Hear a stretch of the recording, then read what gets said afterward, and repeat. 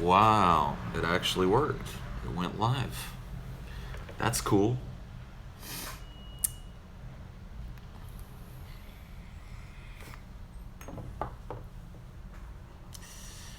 How is everyone doing? I hope well.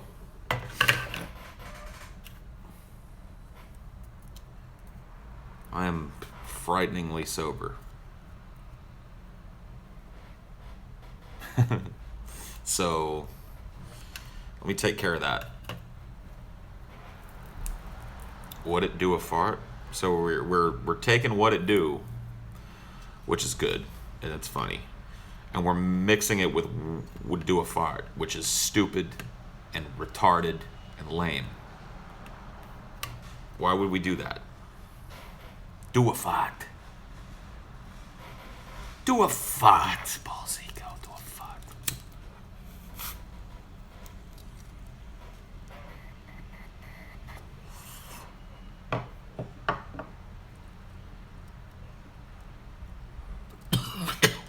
Do a suicide? That might get a lot of views, but I don't think I'm I don't think I'm willing to do a full-blown suicide just for the lulz.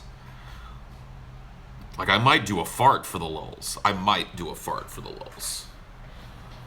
But a suicide for the lulz? Nah. I watch Keck and T. Yeah, he's one of two kind of social justice tinged people that I watch. The other one is TJ. So that should be high praise for Kraut and T. I don't know what it is about him, but I really like the way he calmly presents his argument, and I think that he has angles on things that the other SJW folks miss. So when I'm hankering for some social commentary blogging, I go to TJ or I go to Kraut and T. My hair is wet. Yeah, I just showered. That's what happens.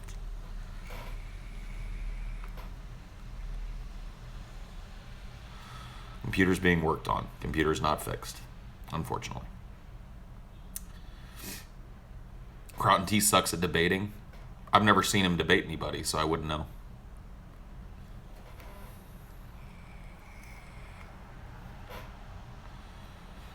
Good day to you, Paul. I'd like you to do a fart. Well, okay, rip. You know what I mean? Like, no, dude. No. One day I might do a fart. And maybe you'll be around for long enough to see it. To see it. To truly see it. Show Dinor? He's over there, man. He's on the couch. I don't have a man bun. I mean, it's not up in a bun, but it is slicked back like it's in a bun. I just got out of the shower. Kraut and T on Twitter is the scarecrow. He got all the straw. Kraut and T gets into a lot of heated arguments, but I don't know about debates. I wouldn't call anything that happens on Twitter or YouTube unless it's moderated by an impartial third party and there are agreed upon rules. There's no debate. Kraut and T has arguments, and he argues passionately from different angles, and sometimes people, go with it, sometimes people don't. It's not really the arguments that, I subscribe to him for. I slicked my hair, well, I mean, it's just fucking out of the shower, dude. I know, I saw last night, I caught a 30 or 45 minutes of JF versus Destiny. We got a little contentious there. It was a really good talk, though. JF is a smart dude. I just hate that Destiny is stealing him, dude. Destiny's stealing our JF away, man. That's our JF, man. That's our Jean-Francois Garapé, dude. Stay away, Destiny, you piece of fucking shit. That's our JF.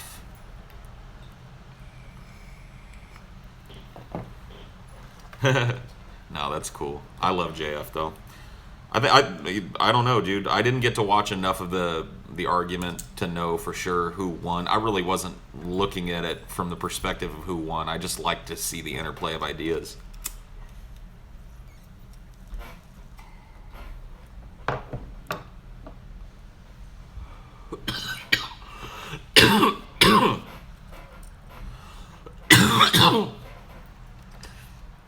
Ben versus Destiny in Street Fighter. I don't know how good Destiny is at Street Fighter. I know Ben doesn't really like it all that much. Do you know about Justice Democrats? And if so, what do you think of the movement? If you don't, I've heard very little, a little bit from Kyle actually, about what a Justice Democrat is. And, if I'm not mistaken, they are Democrats plus social justice, right?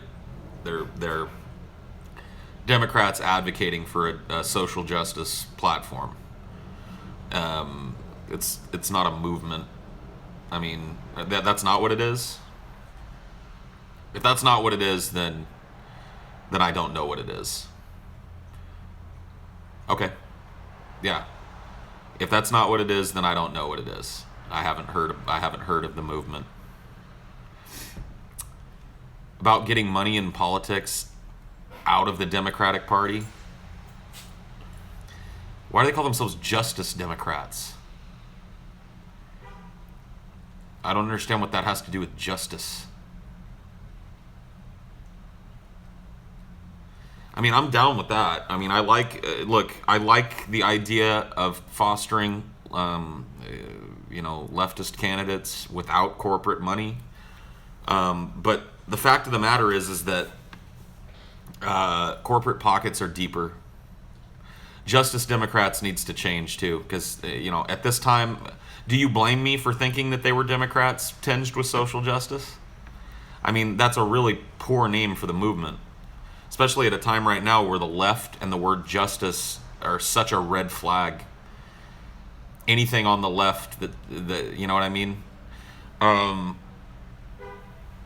mean, look at how I reacted. I thought I'd heard some people talk about Justice Democrats. I was clearly wrong, but my false recollection was that it was social justice tinged, and it, I'm sure that happens to a lot of people. Ooh, Justice Democrats? No thanks, no thanks.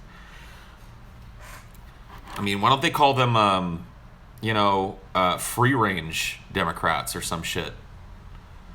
Since people are all into that grass-fed free-range chickens and shit, why don't they just go with it, dude? Call them free-range Democrats.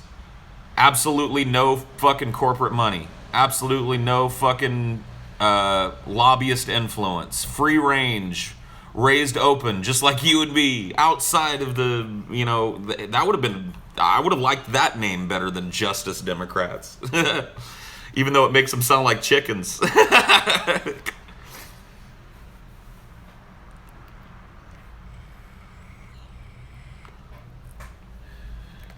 Do you like DP break music? Oh yeah, dude. Lazy J's in there. Of course, fucking, what you call it? I'm having a brain fart right now. The band of all bands, dude. Why am I brain farting on their name? Hobo Anal Probe bands, dude. Sex Twister, thank you. Yeah, dude. I never get tired of Sex Twister. Is Paul vegan? No.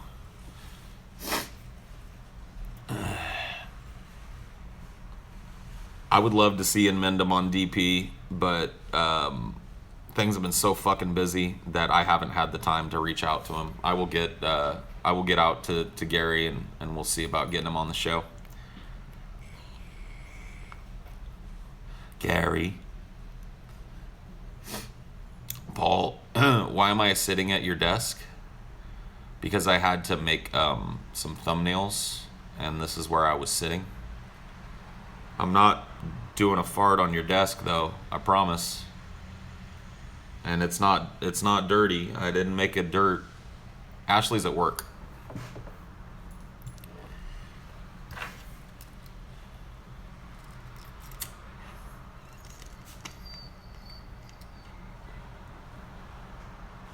You see dirt? Shut up, dude. You don't see no dirt. I did not make a dirt, dude. What does she do for a living? She works at Jamba Juice, right across the street from where we live. I can almost almost look around the corner and see it from here. It's pretty cool. This pipe is Darth Vader. And you smoke out of his butthole. Yeah?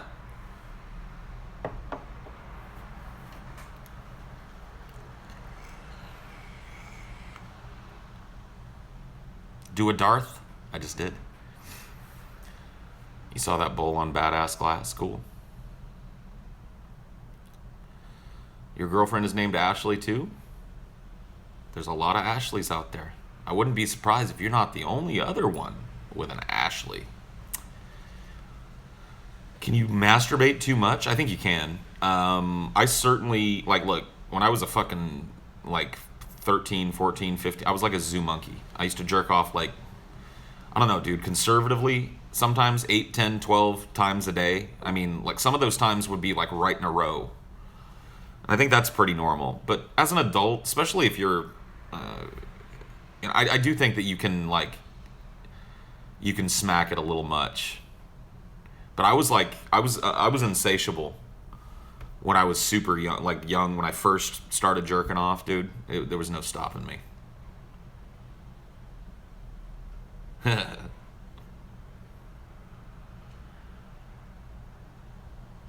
No wonder I'm infertile. Yeah, maybe I just blew all the sperm that I could possibly ever make when I was a teenager.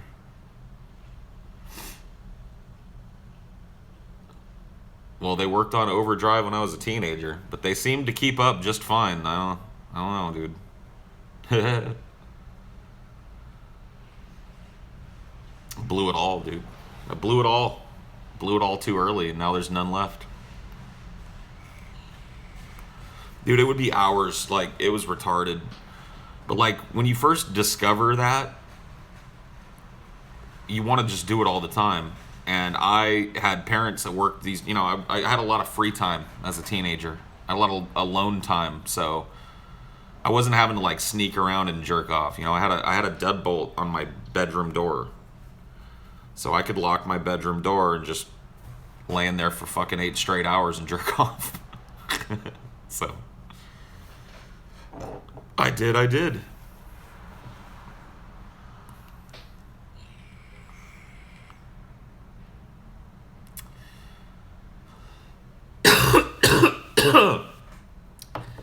Lock the door. Oh yeah, dude. And it was one of those things, like, it came with the house. I didn't have it installed. So when I got it, my mom always told me, she said, you can lock this door if you need privacy. But if I knock on the door and I ask you to let me in, you will let me in. The first time you don't do that, I'm going to go get the key for it, and we're just going to uninstall it. So I used it, and my mom didn't bug me. You know, I could go in there and lock my door. If my sisters came and beat on it, I could tell them to go fuck off. You know what I mean? They didn't just get to run into my room. They'd be like, yeah! I'd be like, fuck you. Get out of here. Door's locked. You just learn that you have to get your wisdom teeth out soon, and you're scared that you will get a boner when the doctors put you to sleep. Why? You think you'd be the first dude to pop a boner under anesthesia or something? You think that, like, the dental assistant that's working on you has never seen a boner before? And she's going to be like, yeah, trust me, no doctor is going to give a shit about your boner. Doctors see boners all the time, man.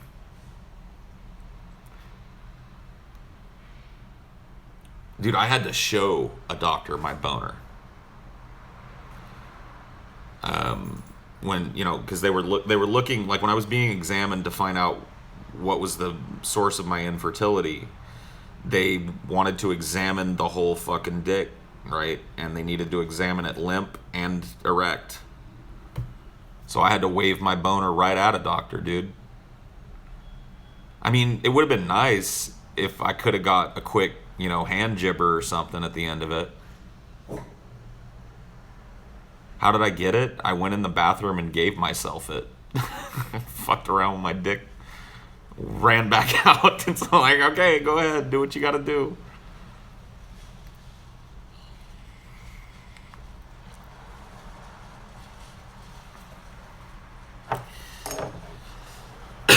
Did they give you a pic of Jude Law? Yeah, dude. They gave me a GQ magazine with Jude Law on the cover with a spread, you know, very, very tasteful photography spread. A photography? What the fuck? A photography spread, dude. You know what I'm talking about, dude.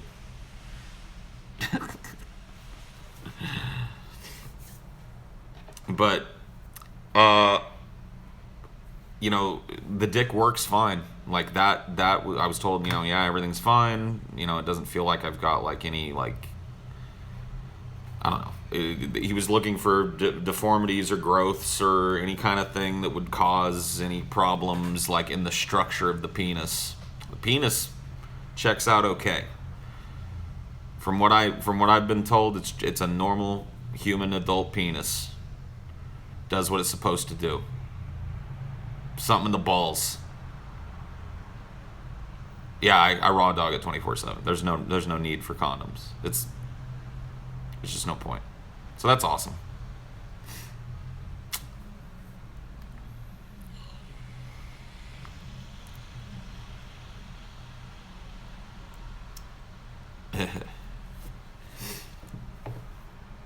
I've ever had to pop a.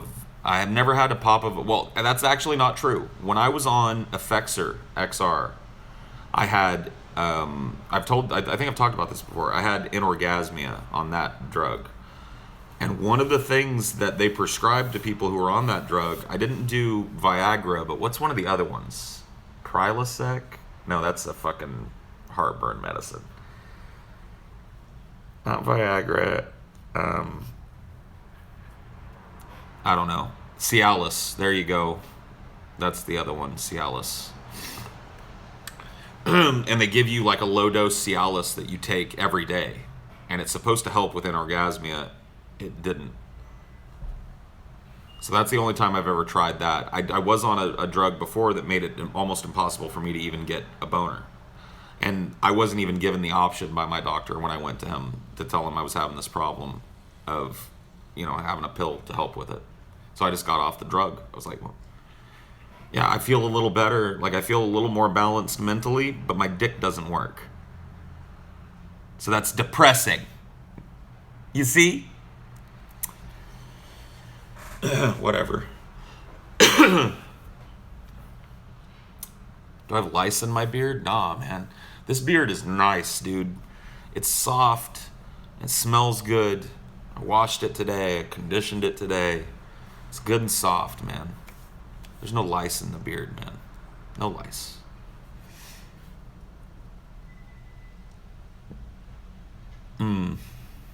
What's my favorite car? I like early 1970s Corvettes. Like that's like if I ever like had a bunch of money and I was gonna buy just a car to tool around in, I'd get I don't know, a 72, 73, 74 Corvette, competition orange, black racing stripe offset to the right all the way back. 3 or 4 coats of competition orange, man. That thing would be beautiful. But expensive ass shit, dude. I know exactly what I want. I've wanted it since I was a kid. My dad and I worked on cars together. I didn't pick much of it up, but when I was little, I used to like to hang with him when he worked on cars, and he had all these car magazines and stuff. And I would look at the Corvettes, and he'd say, "PJ, you want one of those?" And he said, "Yeah." I said, "Yeah." And he'd help me pick out all the different things I'd get, and he wasn't buying one for me. He was just helping me kind of figure out, because I really liked that, time frame of Corvette.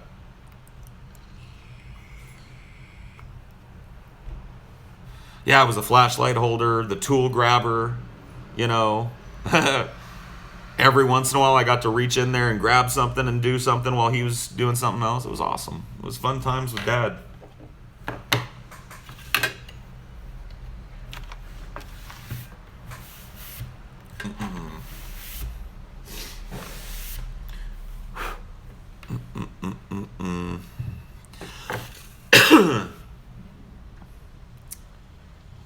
And then the Fire Nation attacked, yeah. Put a little bit of straightener in it so it looks more like actual hair. Maybe people will stop bitching about it being dirty. I don't care to straighten my beard. My beard is what it is. It grows how it grows. This is what it looks like. And if people don't like it, they can grow their own beard and show me how it's done. It's a Tenacious D shirt. A Rise of the Phoenix promotional shirt. I actually got this. No, never mind. I didn't get it from that. A friend of mine, Kyle Gass, went and played at his music store. And that would have been pretty awesome to see. Have you seen Crispy Raymond's new video? Crispy Raymond. Who the fuck is Crispy Raymond?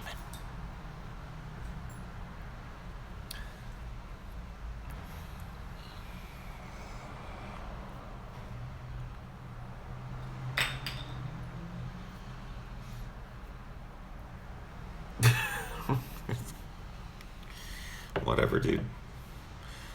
I'll just let that one float for I don't know about no Crispy Raymond, dog.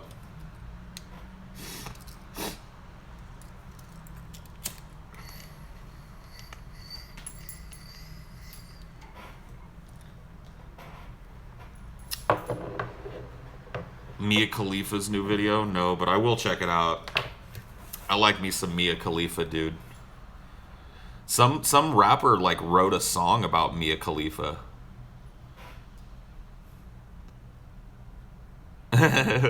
So you know the booty game is real if rappers are writing songs about it.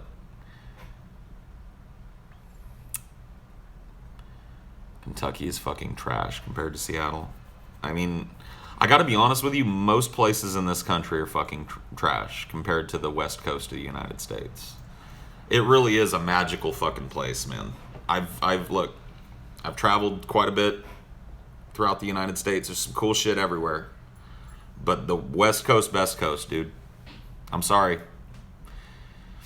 West Coast, best coast, and that's all there is to it. I like the East Coast too. I like New York, Philadelphia. You know, I've been to those cities, and they're awesome. But West Coast, best coast, though.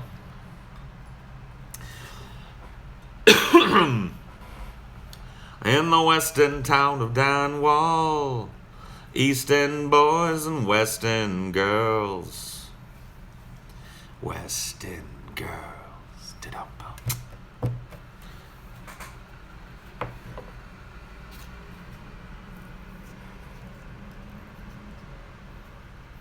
Is Barron Trump autistic? I have no fucking clue, man.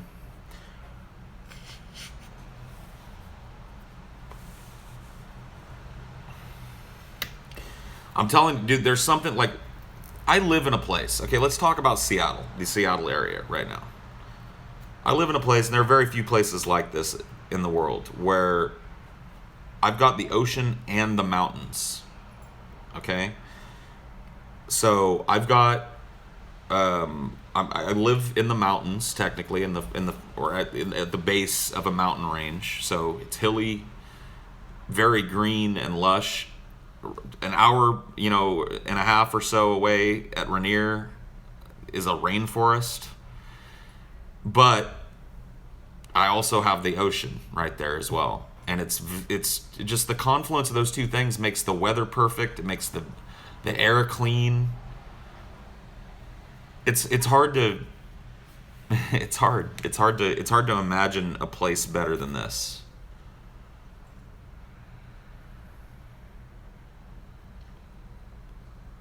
I mean, the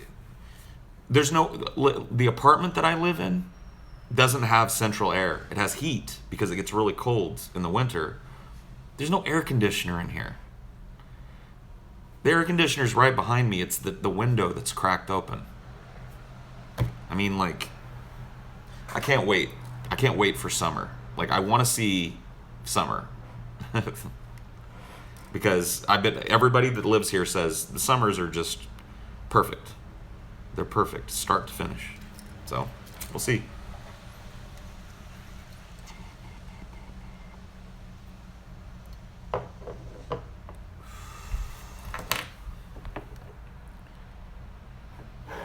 Air is crisper. Oh yeah, dude. The air here is clean and has that cold, clean crispness to it. Anything that builds up over the city, smog-wise, gets blown away by that ocean breeze, man. The ocean breeze just rolls over and blows everything out. It's beautiful, man. I'm not using Ashley's computer. I'm just sitting at it. Fresno gets in the hundreds. Oh yeah, dude. Fresno will go like weeks. Like you'll go like a whole week, 7 or 8, 10 days, maybe even longer, where it's 100 degrees or more every day. All of July. The beginning of August. That area is so fucked. I'm so, and you know what, dude? I'll tell you something. It did not used to be that way when I was a kid. I grew up in the Central Valley of California. I grew up in Madera, 15, 20 miles from Fresno. And the summers used to be pretty hot. Used to get up in the 90s. Every once in a while it might crest 100, but those days were few and far between. Most of the days were just nice, balmy summer days. Now they're unbearable. You can't go outside. The fucking the air quality in the Central Valley of California is so ass. It's some of the worst shit in the world because it's like the valley's like a giant basin. And all that pollution from LA and shit just kind of fucking comes over the grapevine and just hangs over the Central Valley. Like a fucking cloud of death, dude. Nice beard, huh? Cool. Is this like a nice beard raid? Somebody's doing a nice beard raid, dude. Nice beard, thank you. Thank you. I work very not hard on it, so I appreciate that. Thank you.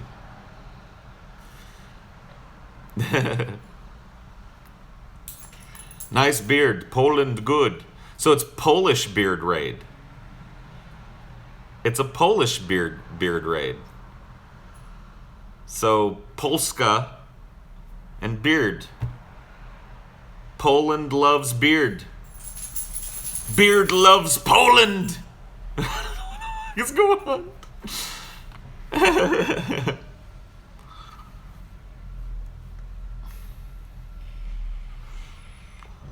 Well, thank you, Polish people, for complimenting my beard. Poland is beautiful, and I'm glad that they, appreciate a beard. At least it's not Russians, exactly. Fuck those Russians. Polish people, totally welcome. I like Polish people.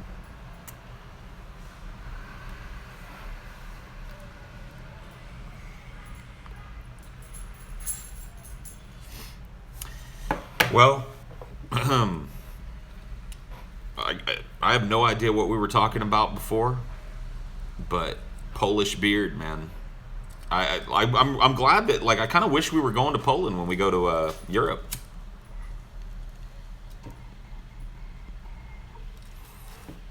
Well, somebody called for it, and I think it's about time. So let's do it. It's time for Balls Deep. Balls Deep, for those of you that may be uninitiated, is a segment where I only answer your deepest questions. Only the deepest. Only the realest. Bullshit questions get ignored like they never happened. Only deep questions. Would you be in favor of a world in which knowledge was currency? That's an interesting concept, isn't it? I really don't like the idea of currency for exchange of necessary goods. So I don't know that it would work in terms of a barter economy, but I do like the idea of structuring the economy around knowledge and having personal debts between people settled with imparting some of your wisdom to that person. That would be a kind of a cool. It would certainly incentivize people to be smart, right? Or at least to attempt to be smart. If money was knowledge, if you were the smarter you were, meant the more cachet that you had, the more ability that you had to move socially, the more ability that you had to do the things that you wanted based on how much you knew. Holy shit, man. I mean, it's a great idea. I don't think it would work in practice. Do you think that we can live in a paradise society at any point in the future? I don't believe in paradise. Not like utopian paradise. I do believe that we could live in a society that would be almost indistinguishable from paradise, given the general living conditions of your average person on this planet. I mean, for proof of that, there are people that live in third world countries who think that America is a paradise because of the opportunity that we have here, because of the abundance of food and goods, because of the technology that we have here. These people are raised in a place that's tragically poor and hungry. So America, to them, is almost like a paradise. I think that for people in the West, even though we certainly have it better than those people I'm talking about, people in the West could have a society that would be indistinguishable from paradise. Why are all the balls deep questions about politics or space? I don't know.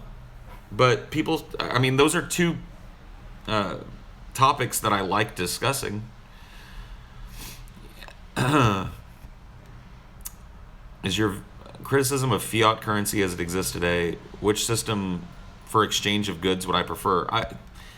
Honestly, in a distant future, there really wouldn't be an exchange of goods. Needs and wants within reason would just be provided. The base needs, like having a little place to live with a bed and a TV and a computer you can get on the internet with, and maybe a car so you can get a job. These things seem to me to be something. I'm not fully in support of resource-based economics, but I like that idea better than what we're doing now. And I think something closer to that might work. I don't like the idea that you have to go out and give of your life to get us, some numbers thrown into an account somewhere that you then have to pay, or they take away this. That doesn't work for me. Because, really the reason that it doesn't work for me, and this is something that, whatever, a lot of people aren't going to agree with this. But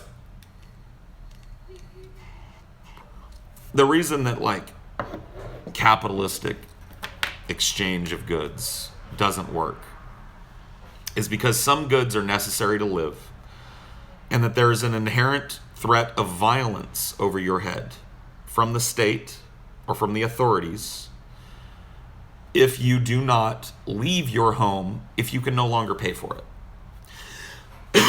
So I want you to think about that. And Derek Jensen talks about this a lot, so I'll use his analogy. A cop comes over to your home, and you invite him in, and he says, you have to leave. And you say, why? And the cop says, because you didn't pay your rent, you're being evicted. And you look at the cop and you say, well, I don't want to leave. This is my home. This is where I live. I have nowhere else to go. I have no roof over my head. And what's the next step? The next step is violence. If you do not involuntarily leave your home and walk out onto the street to be homeless, that police officer will put his hands on you. And if you fight him, he'll beat you. And if you beat him better than he beats you, he'll shoot you. So, at the base of a capitalistic economy is the need to put a roof over your head and food in your refrigerator. And if you don't have the money to do those things, then you're basically dead. And if you don't have the money to do those things and you're in a place, someone will come and remove you from your things.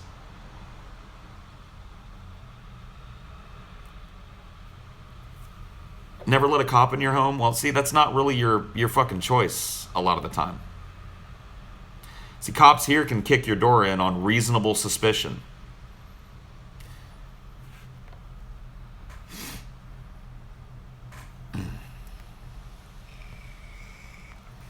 I don't think that anarchism supports fairness nor equality.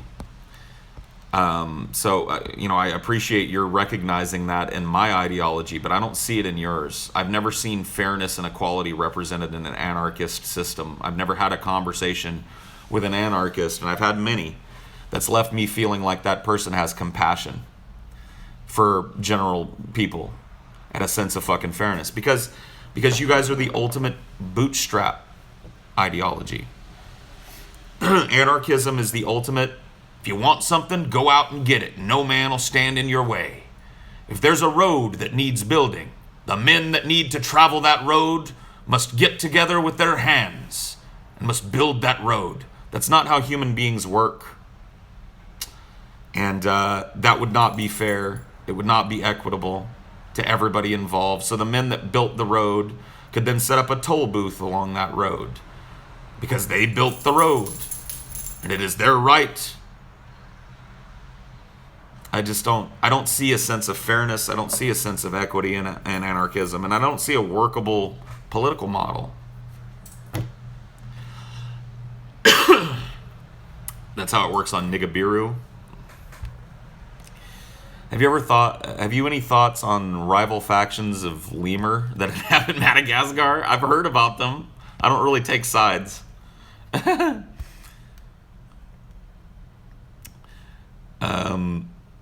I don't think that a true meritocracy is ever possible. I think that certainly having elements of a meritocracy woven into some other system of government could work. And I think that any place can become too liberal, too ideologically homogenous to one side or the other. And certainly I think that's a possibility.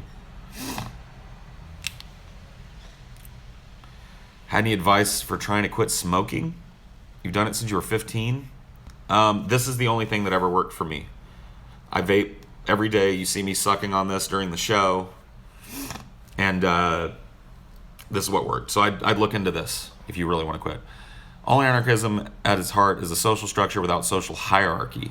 There can be organizations which take care of roads that interconnect with others. Right, but who oversees those organizations? So if those organizations decide that they want to build a road through the middle of my land for the good of everybody else in the town, and I don't want them to do it, what's my recourse in an anarchist society? Do I just get to say no? Or does that organization go, nope, for the good of everybody, because you cannot own this land because we live in a state, where, we all own, we all partake. You know what I mean? I don't know. It seems like there's no, what's the justice structure in an anarchist society, and how is that fair and equal? So let's say that you get caught shoplifting in an anarchist town. Who are you brought before? Since there's no social hierarchy, who are you brought before? A group of people from that town who have a particular regional idea what the punishment for theft is, and I'm at their mercy. There's no national standard. There's no protective organization looking to make sure that my rights as a human being aren't trampled on when I wander into the wrong fucking town. No, there's no fairness and equality and anarchy. There's only division and selfishness. And that's the opposite. That's the opposite of my ideology.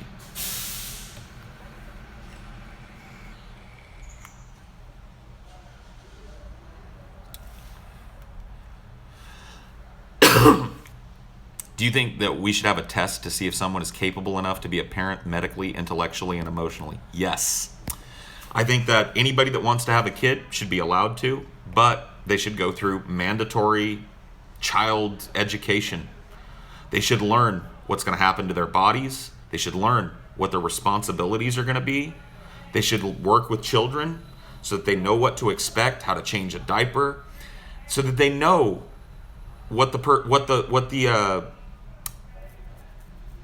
responsibility that they're taking upon themselves is before they fucking create a kid. Absolutely. I don't think it's anybody on this planet's fucking right to drag another non-existent consciousness into this world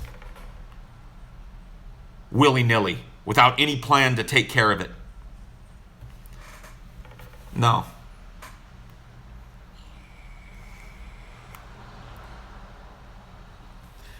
How can you tell when a man is mature slash nurturing enough to be a father? I don't know. I don't even know, that I'm at that place or that I was at that place when I was trying to have children with my ex-wife. I think signs of maturity elsewhere are probably the best canary in the coal mine there. I mean, look, does he have his own place? Does he take care of his bills? Does he have, a reasonable standard of living? Does he care for people? Does he help his friends? How does he treat you? How does he treat his parents? And if he has brothers and sisters and nieces and nephews, how does he treat them? I think that really is the thing that you have to see before you have a dude put a baby in you. And if none of that is good, then why would you ever want to create a life with that person? Why would you want to, not just a life together, but a life, another life? Should there be a limit on how many kids you can have? Sure, I'd support legislation to that effect. Most of the people having lots of kids don't even consider any of that. I know they don't. That's why there are so many children that aren't wanted, that aren't taken care of.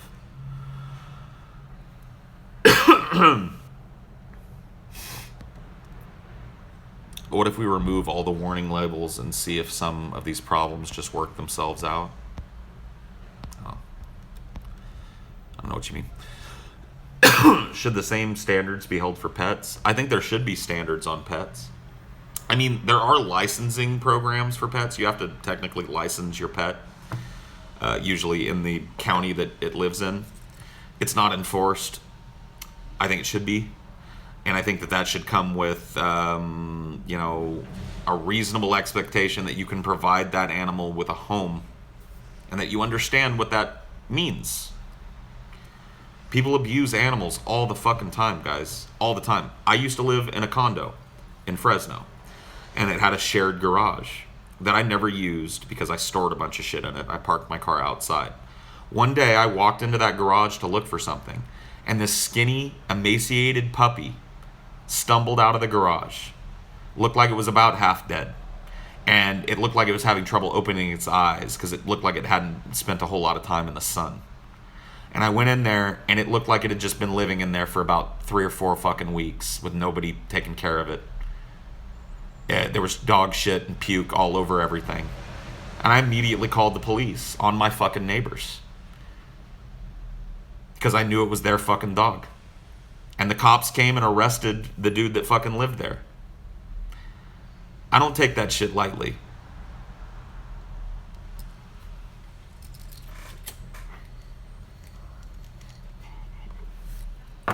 That dog was so fucking neglected.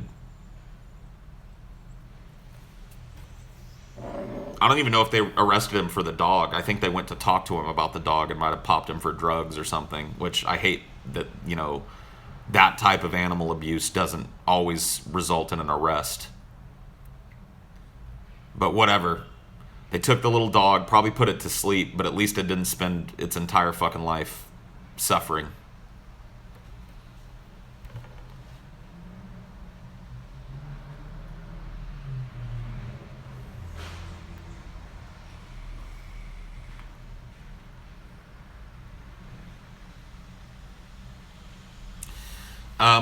So I'm going to pause this and then restart the stream right away.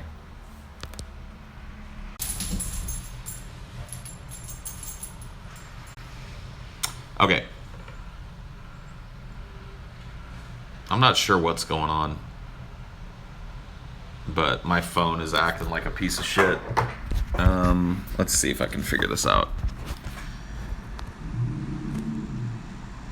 Is it just low battery, maybe? I don't know. Whatever. Let's take the filter off and see if that helps. I don't know. Is it all choppy for you guys, too? Looks like choppy fucking shit. Whatever.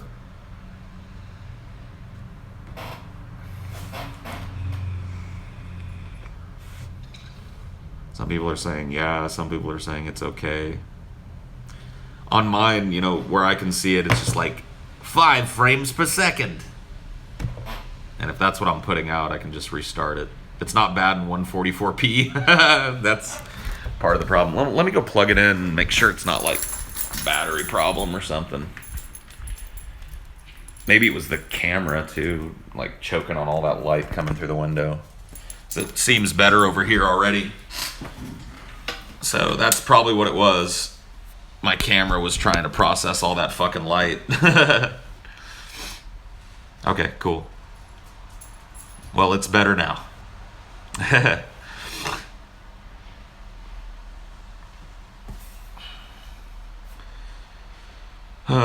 Why do you shake your keys every time you walk? Did I didn't shake any keys. I don't have any keys on me. That was Dynor's little... Watch, Dynor, come here. That's his little... he's got a... Come here, bud. You want to come see me? You want to come see me? Come see me. He's got his little tags. His little... he's got a skull and crossbone tag. Look. Can you guys see it? Oh. And it's got his name. Little boy blue, little boy blue, little boy blue. Oh. Go, get on down. Thank you. Dino has the opposite color patterns that a cow has. Yeah, kinda. He's the anti-cow. He shakes his keys everywhere he goes, dude. Should we make everyone who buys a gun pass a safety and basic gun? Oh yeah, dude. I'm pro gun ownership. I'm pro private gun ownership. I'm pro all that shit. I just think that anybody that owns a firearm in this country should have to take classes on the basic upkeep and maintenance and safe firing of that weapon. And that person should be held to a standard that if they deviate from those standards that they learn when they have a gun, which means if they leave their gun laying out on the counter and then their 6-year-old toddles in and shoots themselves with it, you go to jail. You go to jail because you were dumb. You left a gun on the counter and you had a class. So you can't claim ignorance of the law. You had a class when you purchased this weapon that told you you needed to put it up when you weren't using it. And you didn't do it. So now you get to go to jail.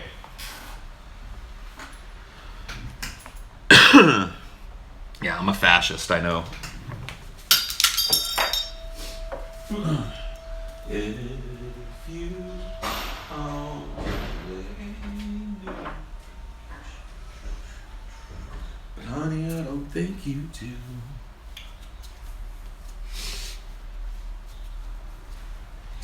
You pin the medals to your chest. Face sit, Paul. I'm a face sit, dude.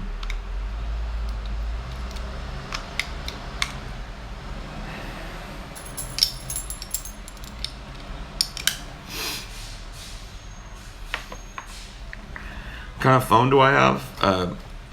iPhone 6s XL or whatever it is.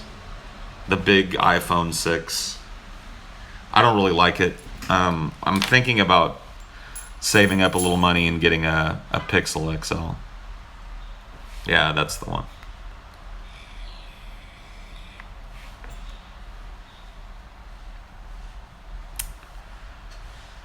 Is DP my favorite job ever? By a fucking country mile. This is the best job I've ever had.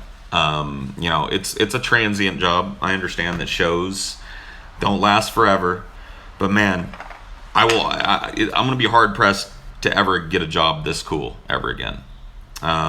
It's a lot of fun.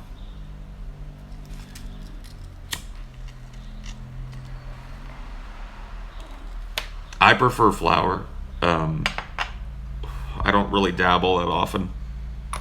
I smoke flour most of the time. I find that I can reach a pretty happy medium with flour where my tolerance doesn't spike to where I have to take these tolerance breaks. I'm able to afford to keep myself in enough flour to smoke enough to keep myself where I want to be.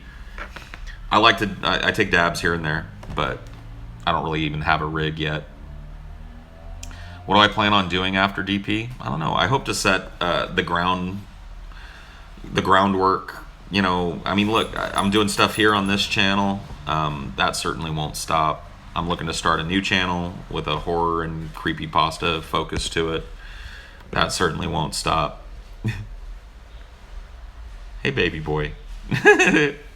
You see me looking at you? You see me looking at you?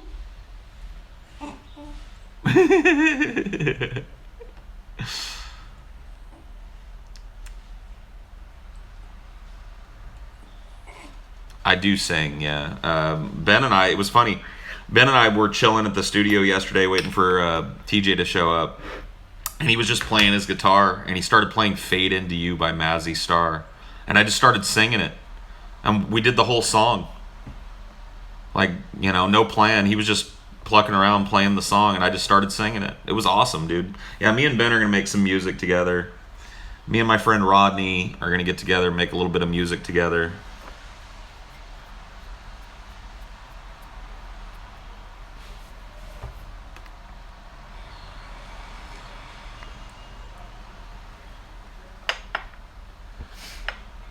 Yeah, he doesn't have the slide guitar part, so during Fade Into You, I would just do the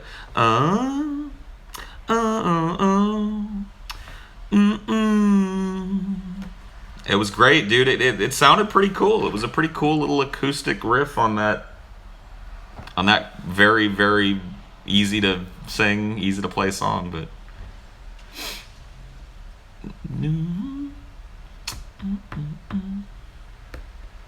what breed is Dionor? I don't know, man. He's Shih Tzu for sure.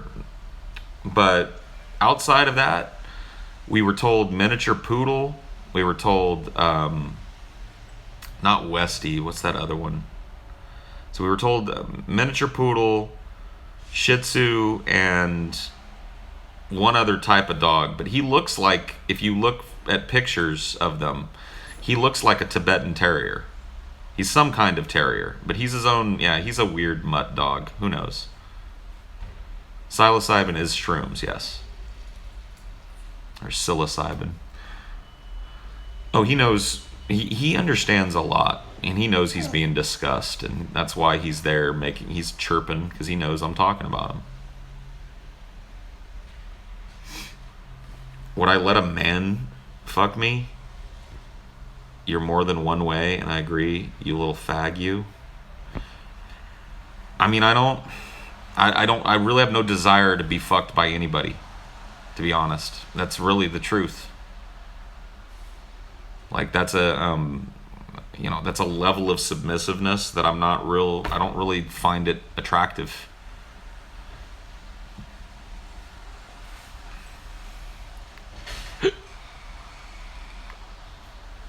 Yeah, I love reptiles, man.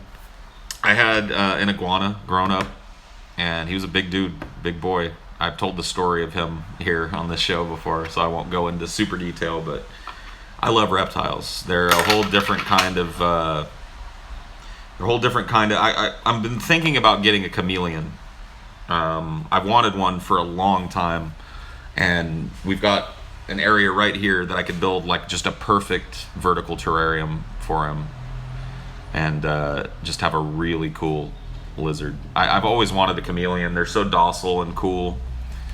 I know they're very difficult to raise. So are iguanas. I've raised an iguana, so I've gone through the fire and raised an iguana from the size where he could hold on to my thumb and his arms wouldn't even reach around my thumb, to a size where most people had trouble lifting him. He was he was over 7 feet long from the tip of his nose to the tip of his tail. Iguanas are easier than chameleons. I doubt that. I know that chameleons are I know that they're difficult. I really do. But I have put in the work on a reptile before. I know how to go the extra mile and give a reptile what it needs. So I'm the type of person that you should be okay with having a chameleon, because I would take good care of it. Lizards are difficult. Well, not all lizards are difficult, but some reptiles are difficult to keep because they require very specific exposure to UV radiation, so you have to have special lamps based on what that lizard needs to make sure that they get enough light in their terrarium. They have to have enough space to grow, and usually it's way bigger than people think it is. They have to have the absolutely correct diet, temperature. You have to take care of these animals in a way that you don't have to worry about with a dog. A dog, you can put a bowl of food out, throw some water in it, take them out to poop once a day, they're fine. A chameleon or a lizard has to be fed a couple of times a day, very specifically, in a very specific way. Leopard geckos are easier to raise, absolutely. And they're a beautiful little lizard, too.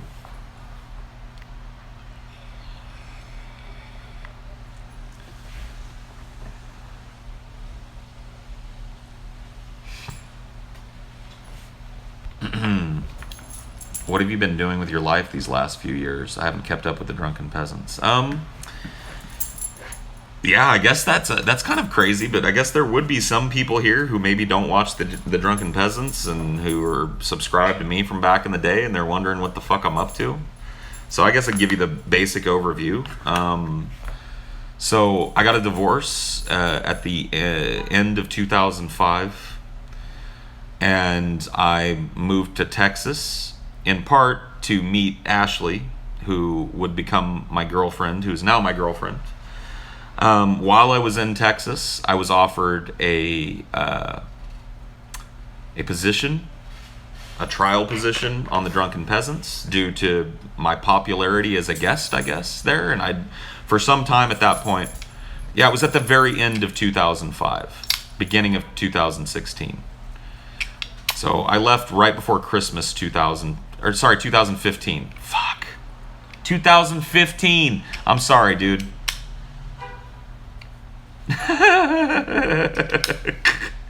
Too much stupid cane. Too much stupid cane. Yeah, I'm stoned. It's okay. It's okay. End of 2000. Let me start over. Can I just start over? End of 2015. I got a divorce. I moved to Texas, to San Antonio, Texas, to meet Ashley, who would become my girlfriend, who is still my girlfriend. While I was there, I got an offer from TJ and the guys to for a trial on a trial basis to make some money and to be on the show. And I decided to take that offer, and that's what I've been doing ever since. Why the fuck didn't you get a notification? I have no idea, dude. Following me on Twitter can help that. I always tweet out these streams, so you know, if you're not getting notifications and you're a Twitter person, go follow me over there, I guess. Unblock you on Twitter? Nah, I don't unblock people on Twitter, Alex. If I blocked you on Twitter, you did something stupid. You acted like an asshole, and you put me in a position where I wanted to disregard you forever. You deserved it.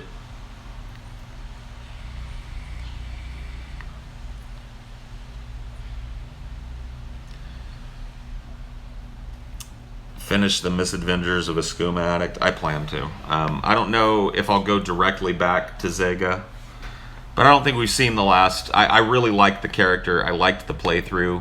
I didn't really have the hardware that I needed at the time to record Skyrim in the quality that I wanted, nor the audio track in the quality that I wanted. I now have that.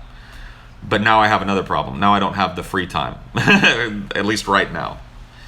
So for me, it's going to be about striking that balance. But I really love Skyrim, and I loved that character. So I definitely want to go back to it. But I think I might start another playthrough as well. I don't know. I haven't decided. Lately, I've been playing a lot of like PS4 games, actually. I got Horizon Zero Dawn. I started that a couple of nights ago, and then a fan recently bought me Nier Automata, which I played the first Nier, and I liked it. I didn't beat it, but I liked the game. I just started it, and I'm having a lot of fun with it, man. It's really good. Like, I have Titanfall 2. I just haven't played it yet. I bought the bundle where you got Battlefield 1, the deluxe edition, and Titanfall 2, the deluxe edition, for like $39 on Origin or some shit. I just haven't played it yet, so. But I heard it's really good. It looks like a lot of fun.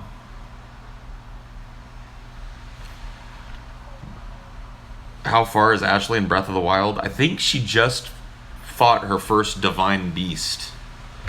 So she's made her way out a little bit, but there's still so much of the map she hasn't even been to. You're torrenting the Young Turks episode right now. Just kidding, you're trying to get my attention. Nice. You live in Tokyo. Do you and Ashley need a guide? You're fluent in Japanese? Dude, I'm telling you, like, I don't know that we're going to go this... Well, we're definitely, almost certainly not going to go this year. But next year, it's a good possibility that Ashley and I might visit Japan. Just the two of us.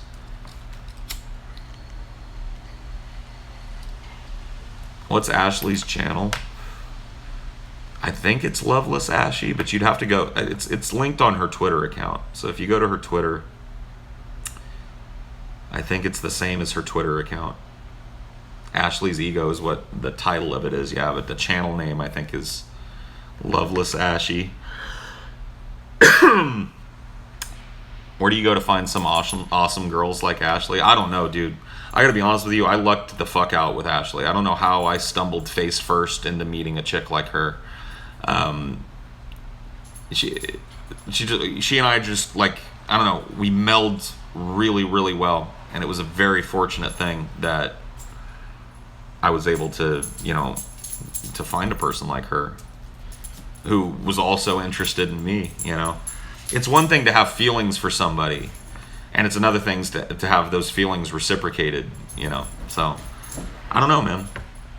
I don't exactly know. I don't know what the tips are. I met Ashley kind of through the podcast, but in a weird way. So it really wasn't even directly related to the Drunken Peasants. It was because I was friends with some dude who became a fan of the Drunken Peasants because I was on it, who then was also friends with Ashley outside of me, who he didn't even know was into the Drunken Peasants. And he told her something about and she was like, oh yeah, I watched that. I love the Drunken Peasants. And he was like, oh, well, I know Paul's Ego. She was like, no, you don't. And that's how we met. Did I cheat on my wife with Ashley? Not physically. Like, Ashley and I didn't even meet before I left my wife. And it was only a couple of weeks before I left my wife that any emotional attachment formed between the two of us. And yeah, so I guess I did cheat in that way. I was emotionally attached to another person in a way that I shouldn't have been as a married person, but it didn't last that long. As soon as I realized that it was something that I wanted to pursue and that my marriage was not something that I wanted, well, I had already realized that sometime before, that my marriage was not going to work.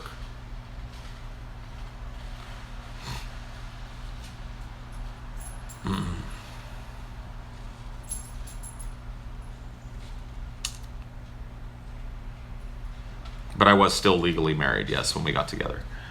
You wish your boyfriend was as mushy and as you talking about Ashley. He's a hard ass.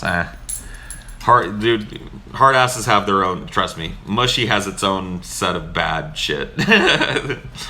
Keep your hard ass. Hard asses are good. You know. I assume you're probably attracted to hard asses if you're with one, and the benefits to hard assery, I can see them. You know what I mean.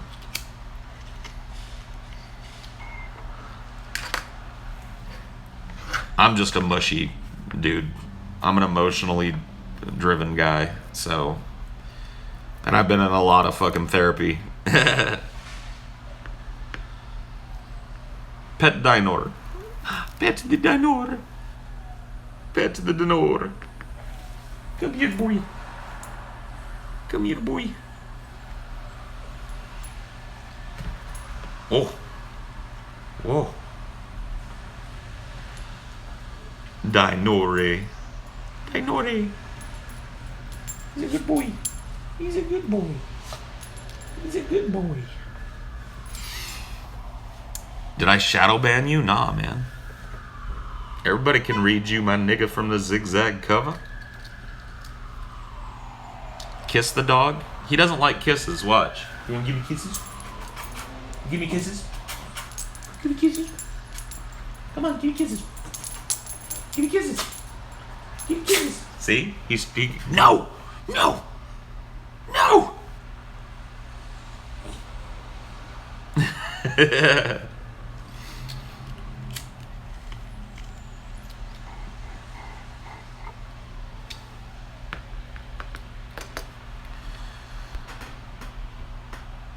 You're afraid to get fucked because you're sad, mushy, sub, and getting fucked would send waves of submissive so profound you'd sex change to sort your new emotions. You think so?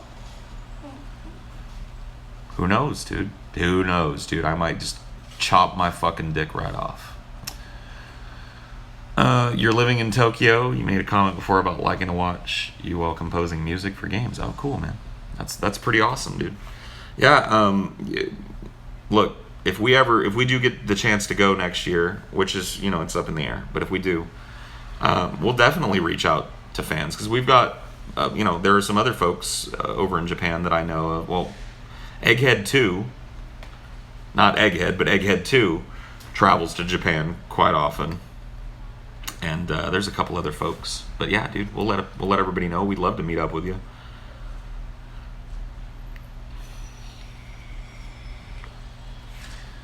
Yeah, see, I'm kind of I'm a very, very light switch to sub. Like I can do some submissive shit, but getting fucked is a little over the top for me. I like to be in charge. I like to control what's going on. And I prefer the other person involved submit to my will. I can be, I can do that. That doesn't have to be a mean thing, but that's just the power structure that I prefer.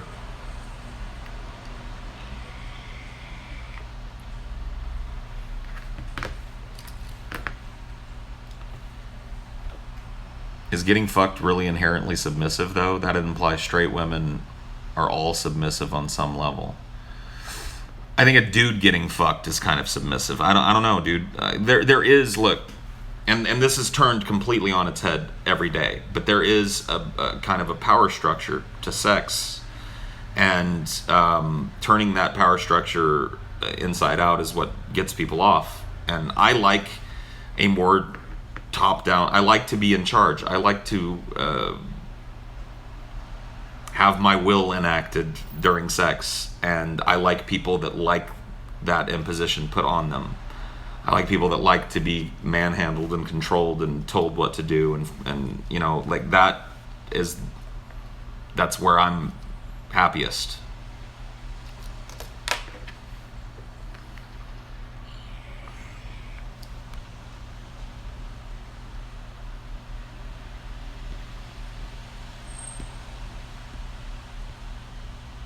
You need advice. You're 17. You never want to have sex with anyone, but the thought of sex grosses you out. You've been in love with boys and girls.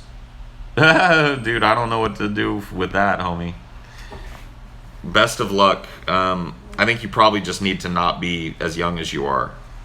So stop worrying so much about it. I think when you grow up and have to get a job, this whole gender confusion thing is probably going to melt into the background, and you're going to figure out whether you're gay or straight, and because you'll have other shit to worry about.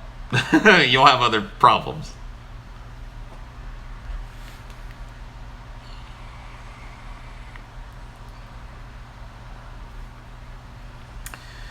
If Ashley was only monogamous, would it still work out for me? I don't think so. That's one of the things that we talked about very early on in our relationship. I personally don't think that monogamy works for me. That kind of personally enforced monogamy. I need there to be a sense of openness in the relationship, even if neither of us is out fucking other people, and that wouldn't happen without the other's consent. See, that's the thing. It's like you allot for the idea that human beings like to fuck other people, and the only thing that you put in the way with it is this mutual respect and this idea that if you do it, I can do it, and we're going to always communicate with each other about it. For us, I would prefer that it involve everyone, and that adds some limitations to the relationship for her. So certainly I have to allot for the idea down the road that she may want to be with another dude. I may want to be with another chick. And that may not be a compatible foursome.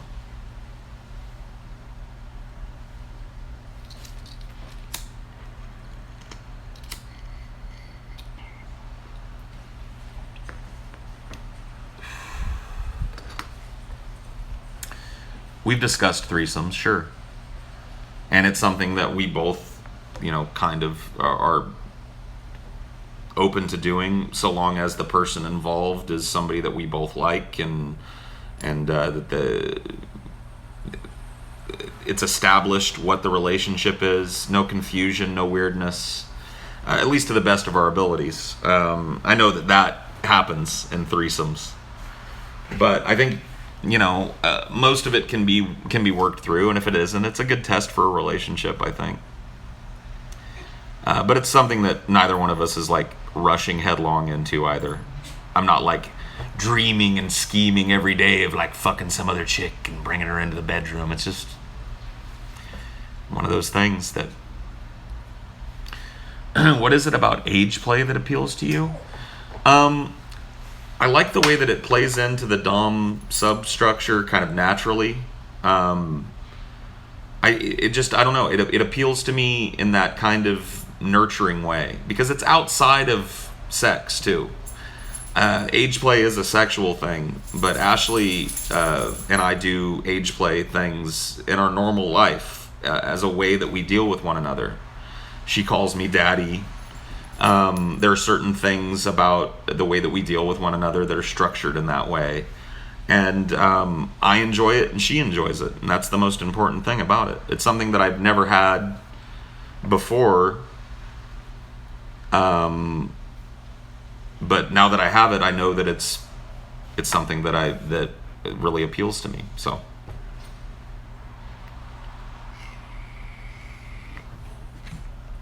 You think there's a difference between a poly and open relationship? You're talking about open, unless you're okay with having a relationship with two people. I'm not closed to the idea. That would have to be a very specific person, but I'm not closed off to the idea of having another person that both Ashley and I love live with us and participate in kind of a polyamorous relationship. And once again, that would have to be a specific person. Specific criteria would have to be met. But I'm not closed off to the idea. I'm not really closed off to any ideas anymore. I'm willing to kind of explore the structure of relationships. And Ashley and I have had that talk over and over and over again, and we really do that. So, and we're both into that, and that's cool.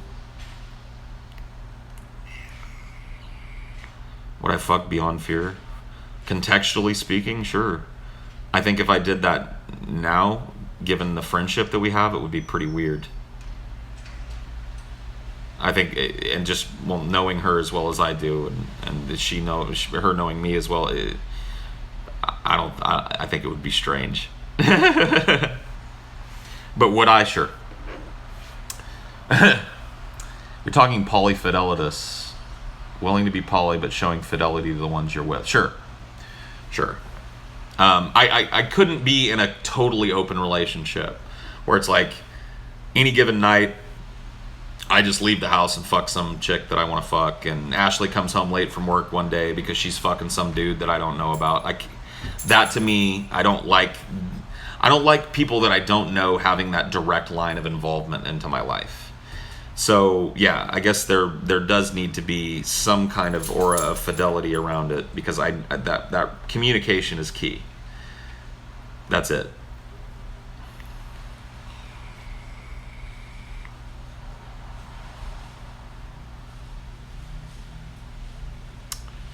I'm mad Alex Jones has a bigger dick than me. Maybe that's true. Have I ever gotten an STD? Yeah. I got gonorrhea from an ex who was cheating on me. I didn't know I had it. This is horrible. See, this is how this shit works out. She broke up with me, and then I find out after she breaks up with me that the reason she broke up with me is because she feels guilty because she's been fucking everybody under the sun behind my back for years. So I'm devastated. I move on with my life. I get a girlfriend. I start dating her. I really like her. She moves in. She goes into her gynecologist to get a routine checkup, and they find gonorrhea. She didn't catch it from somebody else. She'd only been with one other person, and that person had only been with her. So I passed gonorrhea to my new girlfriend from my old girlfriend. That's a great feeling. That's a wonderful fucking feeling to be the vector for fucking gonorrhea.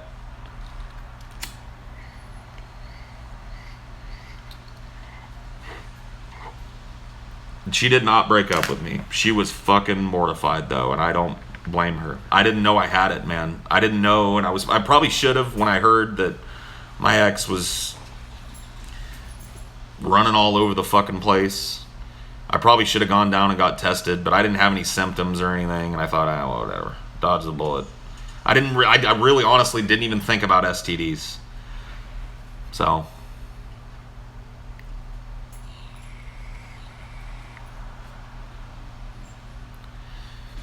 I'm thinking of getting therapy for the problems you have. What's therapy like? Therapy is like pulling your fucking teeth out every day. I mean, really, it's hard. Be prepared to work and go into it with the mentality that it's not easy and that you have to be uncomfortable for it to work. If you don't approach it like that, you're fucked. I'm dead serious. It is hard. It's not easy. And if you're not willing to let yourself get pushed to that point where you're uncomfortable and you're talking about things and expressing things that need to be talked about, then don't even bother, man. It's hard work.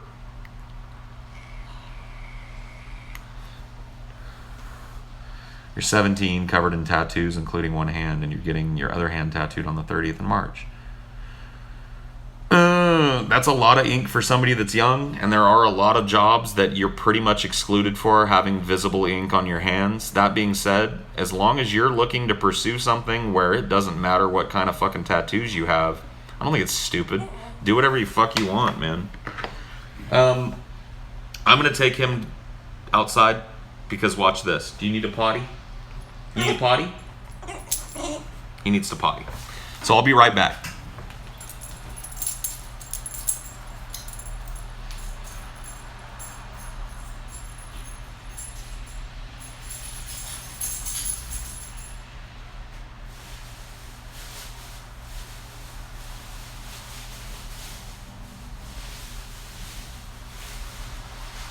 All right, buddy. What you say? Ready? Let's go.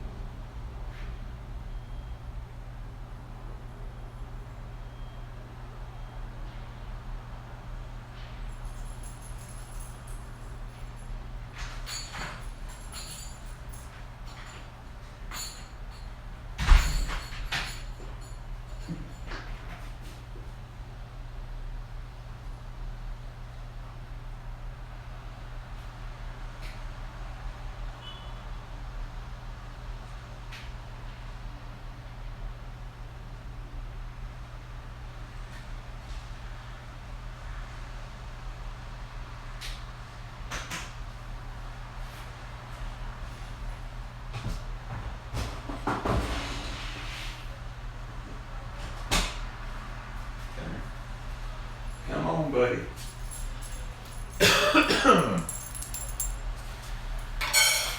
There you go. Get you some grub, man. All right. Well, Dinor has been pottied. You feeling better? Do you feel better? Yeah, you can tell. You can tell. Why were you closed? It's closed because Dinor's bodily functions, man, they needed to be taken care of.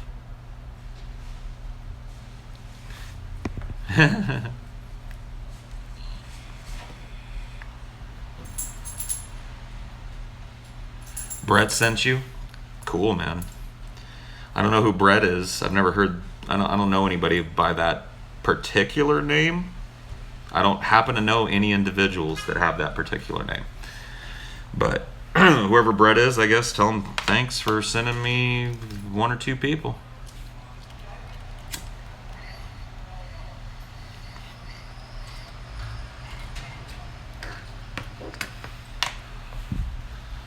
What should you do when your girlfriend doesn't talk to me for over a week after you had a depressive episode? I mean, if she's not talking to you because you're depressed, it's probably because she doesn't understand your illness or doesn't care enough about it to, be available, or doesn't have enough emotional stability in her own life to be able to give emotional stability to a person that's depressed. So, probably not a good sign.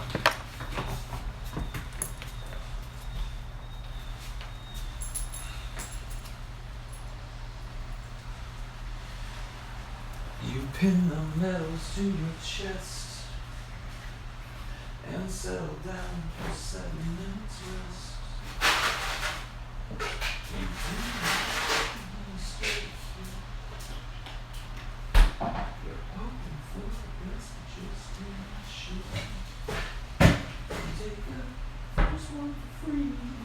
That's it, like losers do.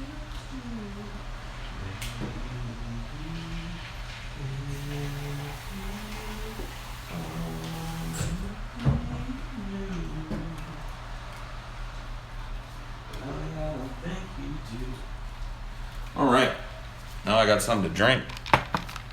Attack this cottonmouth head on, dude. That's how you gotta go with cottonmouth. You gotta attack it head on.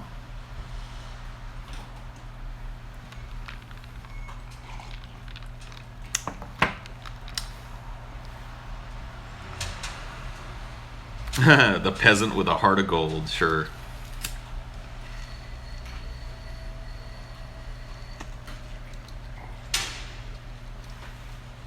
When was the last time you were super duper high?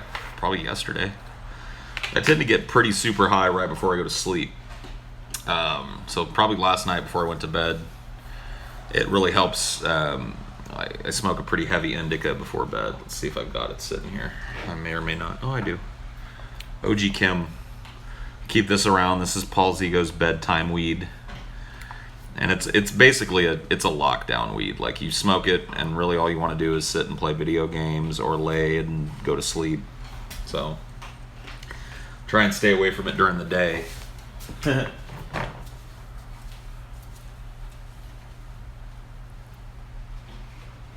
honey, I don't think you do.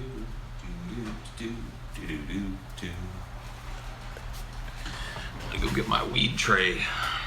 I left it over on Ashley's desk. She'll be happy if she checks in on me again that I'm not sitting at her desk. She does not trust me to sit at her desk. She thinks I'm gonna make it messy, which I do. I'm not gonna lie. I do. I'm a messy fuck. So I don't blame her for not wanting me over there, but I get to do it anyway.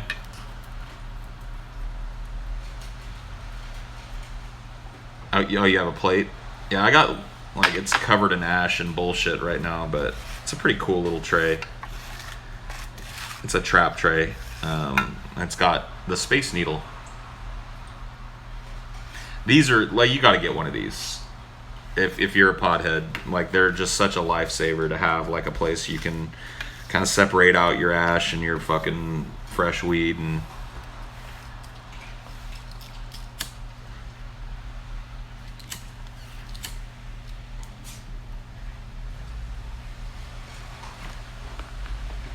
piracy. I'm not Somalian enough to really get into the pirating game, I don't think. I don't think you can just as a white dude show up and be like, all right, Somalians, I'm Loadbeard the pirate and you're all me crew. Jump on that skiff and let's go find an oil tanker. You know, I don't think it works that way. Where'd I get that sweet Lovecraft t-shirt? I bought it on Woot. Shirt.woot. Woot is like it's actually a pretty cool place. They've got like crazy sales on electronics and all kinds of shit. They have a whole shirts subcategory.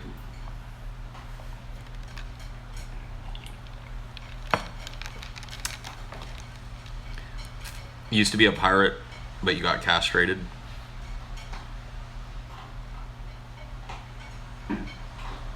You're a huge Lovecraft fan, so you want one? Oh yeah, dude, he's a fantastic author, so it's a cool shirt. I'm not wearing it now. Somebody said, "Can I see it?" I'm wearing a Tenacious D shirt, but I was wearing the Lovecraft shirt yesterday. You ever found a strain so strong that it's the only strain you want? A strain I love? Strength of a strain is not really the first thing that I look at. Because for me it's more about medication, so I'm looking for, strength is part of it, but I'm also looking for, the balance between sativa and indica, and really just how the strain feels overall smoked, that mix. Those things are just as important as how potent a strain is. Like, I'm not smoking outdoor right now. This J47 is not outdoor, but it very well could be.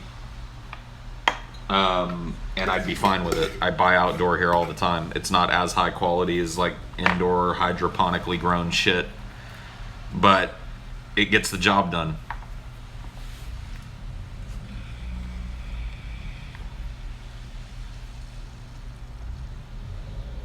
Feel like you're being cucked, dude? Who's cucking you, bro?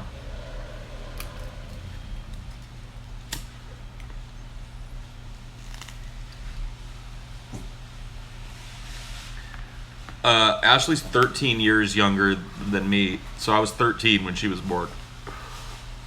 So I was a freshman in high school when she fell out of her mother. That's the age difference.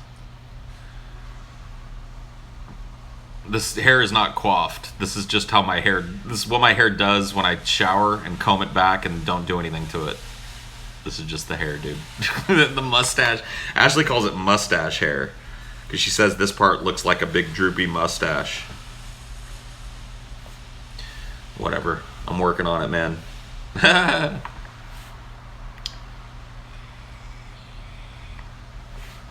She doesn't call my hair daddy. He went bald at 26. That is one thing genetically I never have to worry about. I'm 36 years old. My dad is in his early 60s, still has a full head of hair. My grandpa, when he died, had a fucking full head of hair on both sides of my family. There's just, baldness isn't in my genetic makeup, which is nice. Every other fucking horrible thing is in there. Yeah, predisposal to mental illness, heart disease, cancer, all that shit's in my genetic marker. But I'll have a nice full head of hair.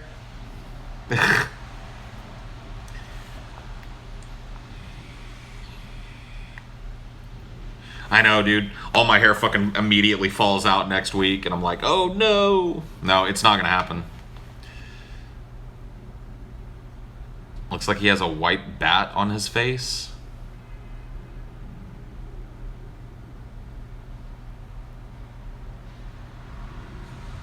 I don't see it. Do you ever become frightened at the thought of Ashley leaving you, despite my wife, and it's a great relationship? Of course, dude. Everybody. I worry that I'm not doing everything I should be doing. I try and keep, the relationship a focal point in my brain and never take it for granted. But yeah, sure, I worry about, losing that. And she does too. And I think that's pretty natural when you have a good thing. Especially if you have a good thing and you've had bad things in the past. It's very easy to get locked into that cycle of worry about shit.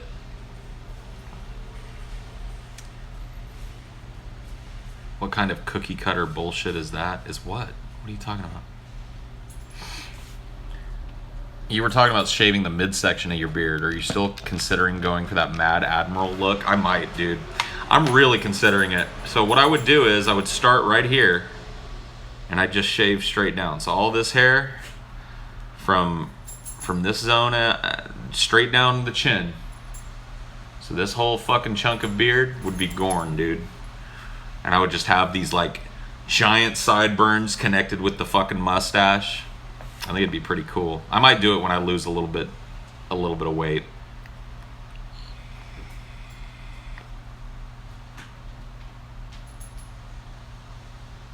I don't want to do it right now because really all it's going to do is just reveal my double chin, dude. So I'm just going to have like a double chin.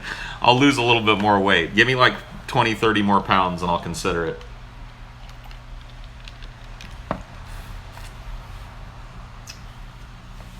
I don't want to go Wolverine.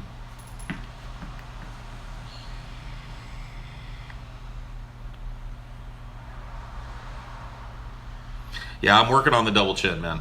It's still there, but it's disappearing. Slowly but surely. Dinor wants to play. You ate. You had your food. You had your poop. And I tried to play fetch with you out there, but you did not want to play fetch. Remember? You didn't want to play a fetch. So now we're not going to play a fetch. We'll play fetch a little later. I feel better. I don't know that I look any slimmer. It's hard for me to see that because the changes are so kind of gradual when you're losing weight. But I feel way better. I know I'm sleeping a little better, so that's good. Do I stink? You take a shower every day and sometimes you stink. I actually shower twice a day, usually. I'll shower at night in the evening after I get done with work and everything, and then I shower first thing in the morning. That's the one that I never skip, is the morning shower, dude. The most important shower of the day.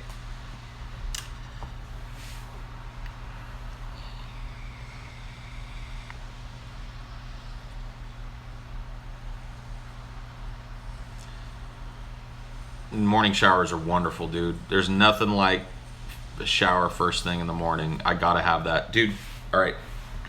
Go on about your business. Go. Slink away. Tell a story. You do 2 days a week fasting, and then you eat whatever you want the rest of the time, and you lost a ton of weight. It doesn't sound too healthy, man. It sounds like you keep your body locked in a cycle of like starvation that way. So you don't eat for 2 fucking days, and then you eat whatever the fuck you want in whatever portions the other days. Sounds like a prescription to gain weight. It's my favorite Lovecraft story, the Dunwich Horror. I'm not a hoarder, no. I do have minor hoarding tendencies, but I've ditched 99% of the shit that I hoard. I have boxes in my little coat closet here, 2 little boxes of crap that I just don't have like shelf space to put it up, like cool things. But I don't keep all the crap anymore.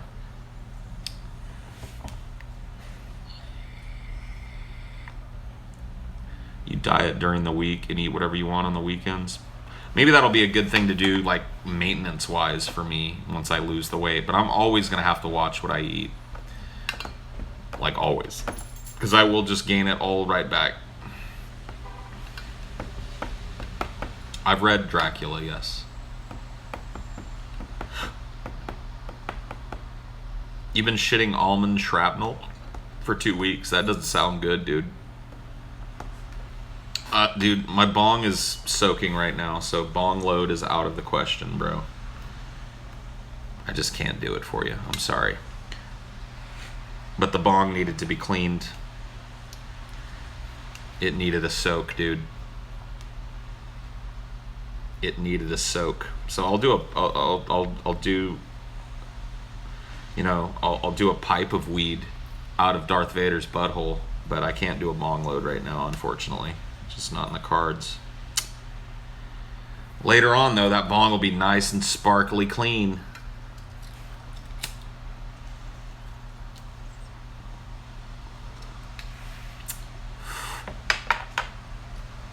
you live with a hoarder and it's really irritating. Yeah, it's hard, dude. You have to understand that there's a psychological underpinning to hoarding. They're not trying to piss you off. They're not trying to make your life miserable. They probably just have a person. They probably are a person who's developed an emotional connection to inanimate things, probably due to a lack of real emotional connection in their life as a child. That is a tendency that you kind of find amongst hoarders. So if you look at it through that lens, maybe it won't be so hard to keep yourself from getting mad at them. Most ketosis diets are better than going full paleo. Both are hard, but paleo is much harder. Yeah, paleo, I'm not really looking to do either of those things. I'm about portion control, and that's really what I'm going to be doing going forward, is making sure that when I sit down to eat, I'm only eating a sensible amount of food. I do it 2 or 3 times a day. My goal weight is 220 pounds, 225, somewhere in that zone. Right now the last time I weighed myself, I was 310 pounds, I'm 6'1". I'm not sure I'm going to do the potato diet thing. I looked into it a little more, and it seems like it might be actually, I don't know. I think I can do this without the potato diet. I may end up doing the potato diet down the road. Do you ever take the time to even know if you... Oh man, dude, one of those, really, one of those copy pastas that just like starts out as a normal sentence and then devolves into just a bunch of fucking meaningless bullshit.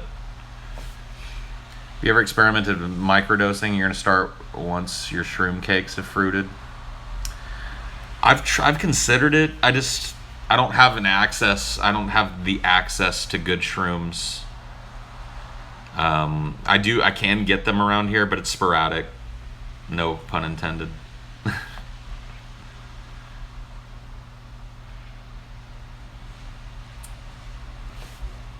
Do you swim?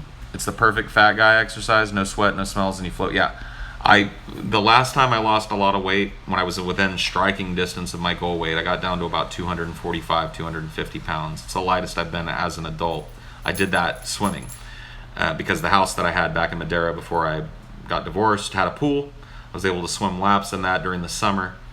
I don't have a pool in the building that I live in. I do have a full gym though. And so I have access to recombinant bikes and all kinds of lower impact cardio stuff, plus free weights and weight machines to do, that sort of thing. Well, I'm tall. I'm 6'1", so 310 pounds packs in on a 6-foot person. It's still way heavier than I should be.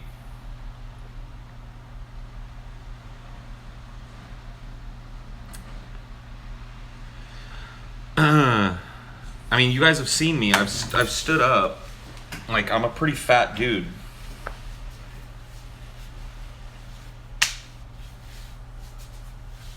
I've got a gut, man.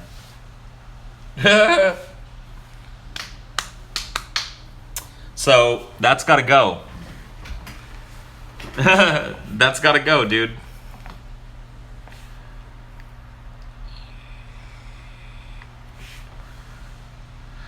I hope I helped you feel skinny. Yeah.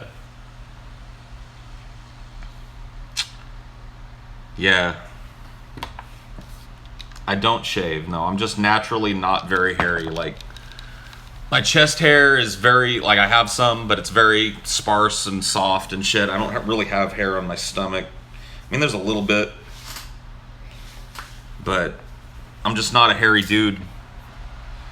Guess I'm lucky that way. Milky tits. My belly button? No, my belly button's fine, dude. I clean it out every time I shower, and that's twice a day, so I never get any lint. Yeah, I still play Smite. Do you feel the left has played their hand too quickly when it came to shit-talking Trump, especially with how shitty he's been getting recently? I think the left fucked themselves into Trump. I think they caused Trump. And I I think that the way that they treat him now is hypocritical, given the shit candidate they tried to ram down our throats. So I really don't listen to the American left anymore. They got nothing for me. I'm going to get a DMCA because it says Tenacious D on my shirt. Yeah, it could happen. Sam Jones. I know a lady named Sam Jones. You might be a Samuel, but I know a lady named Sam Jones, and it'd be weird if you were her.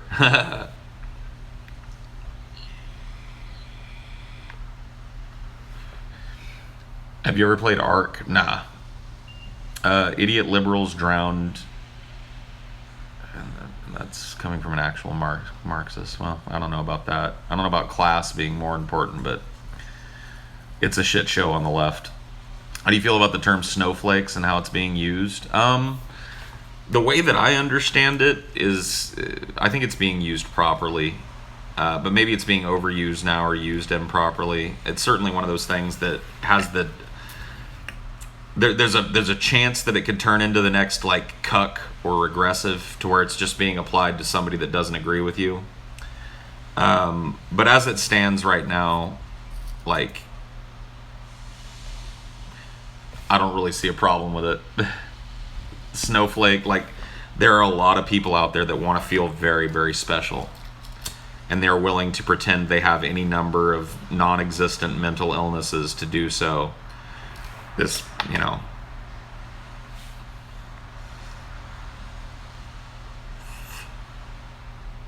it's just a douchey alt-right talking point. Well, okay. I don't really use it all that often. You're a musician in a deathcore and metal band.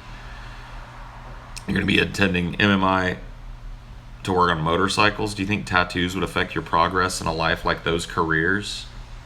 I don't think so, dude. Like, honestly, like, working on motorcycles, I think it's... Don't you kind of have to have tattoos to get a job like that? And then musician, those are two jobs that I think that you could get away with having some pretty crazy tatting done and not really have it be an issue. I think as long as you're willing to dress up nice for job interviews and shit. And it also depends on where you are regionally as well. Tattoos are way less taboo, for instance, where I'm at on the West Coast, than they are in the Heartland and in the South, you know. So maybe making sure, if you're going to get tatted up like that, move to a place where it doesn't matter. Move to a place that's gotten over this stupid social phobia of tattoos and has moved on past it for the most part.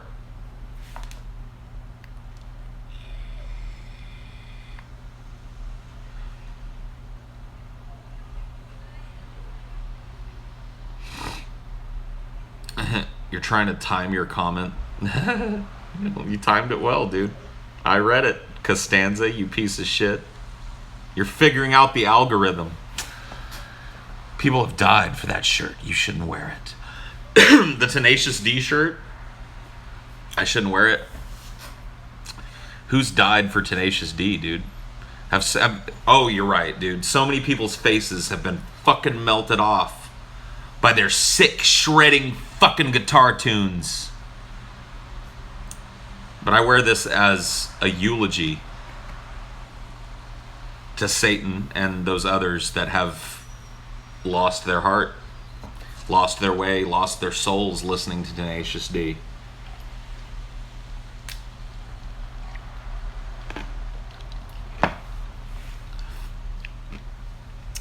I like Fuck Her Gently, dude. That's my favorite Tenacious D song, and it always will be so. It's the sweetest song ever written about copulation, dude.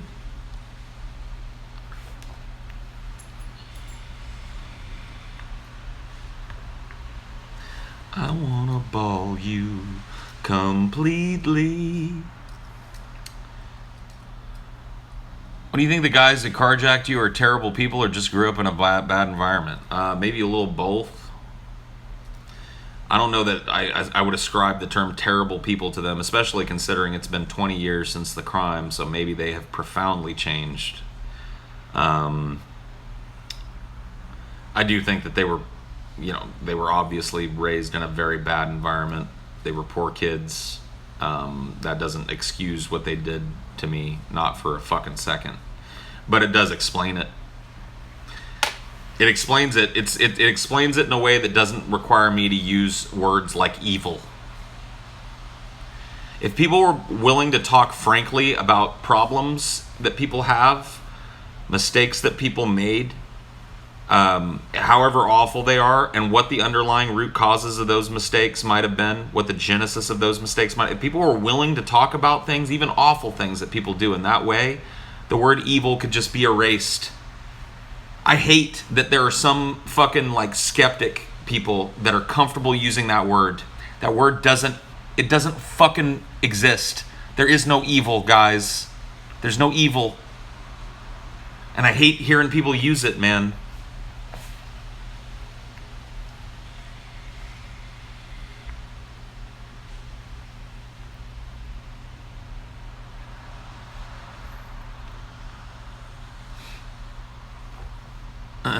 Hitler wasn't evil. No.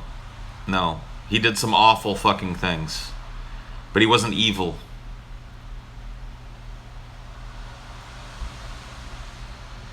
He was a human being. He's not some fucking demon that crawled out of the pit of hell. He was a human being raised in human parents in a humanly created political system. And he did some awful things with his power. Not an evil person, though. I don't believe in evil.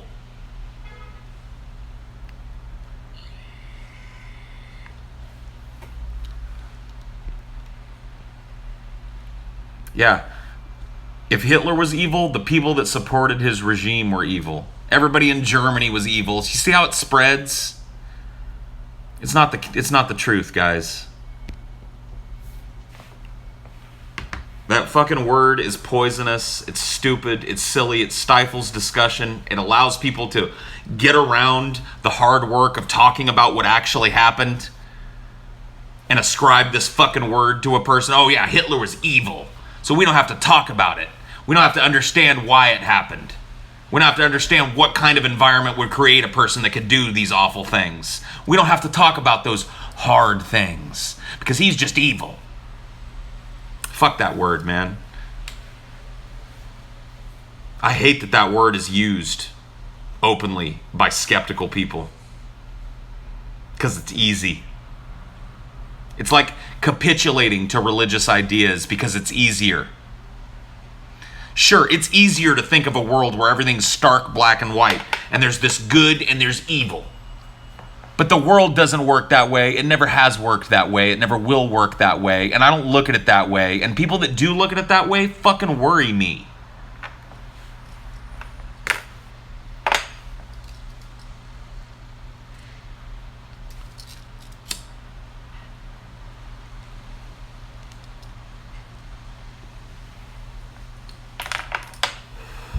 Is there an evil? No. Evil is a human concept based on an idea of static morality. There's no good either, guys. Not ultimately. There's no penultimate, not penultimate. There's no ultimate good and there's no evil. There's just people. There's psychology. Everything is psychology. 100%. If you want to understand why people do what they wanted, what they've done, labeling them as evil and treating them as somehow other from us is not the way to do it. Understand what went on up here. What created the person that butchered all these people, that molested these children, that killed the Jews? People don't want to ask those questions, though. Because that's hard. Because it humanizes the offender. But they are human. They're of us.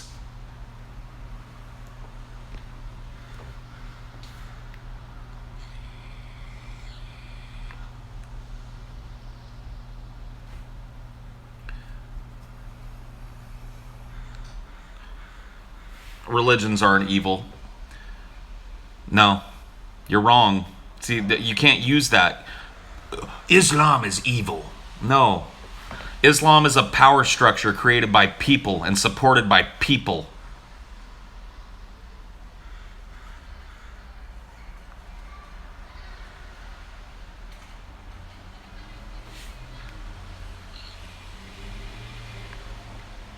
You think murdering a baby is evil? I don't. I think it's reprehensible. I think it's awful. I think it's disgusting. I think the person that does it should be removed from society. But I don't think they're evil. They're clearly a fucking human being. They weren't driven by some darkness outside of themselves. They were raised in an environment that created a person that killed a baby. They had certain genetic proclivities towards schizophrenia or whatever the fuck led them to kill a baby. That's what killed the baby, not evil.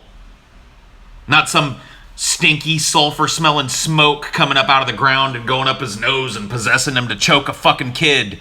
That's what evil implies. Evil implies something outside of humanity. And it allows us to go, Hitler was evil. Therefore, we divest ourselves of him. No. Hitler was us.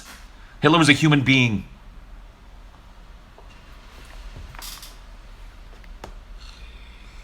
Acts cannot be evil. Acts just simply are.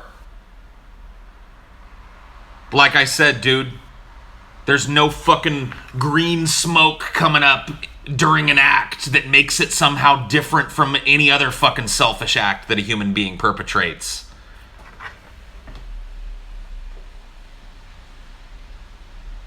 I just hate that fucking word evil, man. I hate it. Because it's so misused. And it's such a fucking acceptable label still. In a society where we kind of at least copped as a society to the idea that morality is subjective. That laws change. That mores change. That this founding document can change. But we're still married to this religious idea of good and evil, black and white. And it's irresponsible for people who are free thinkers and skeptics to use that word more than anybody else. Because you legitimize magical thinking when you use that fucking word.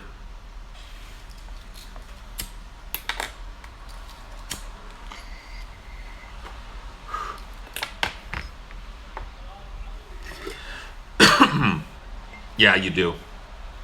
Sorry, you do. Because if somebody corners you and goes, "What's evil?" What do you answer? What do you answer? So if you say Hitler was evil, and I say, "What's evil?" Go ahead and define it. Those of you that think that evil is a word that should be in the lexicon of a fucking normal adult human person.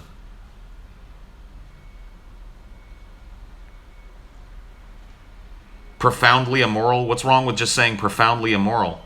Why do we have to use biblical language? Is profoundly immoral too many syllables for you?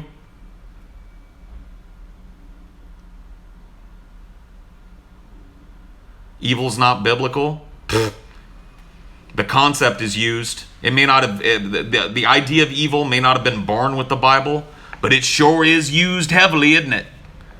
The Bible sure does paint a world where it's good versus evil, doesn't it?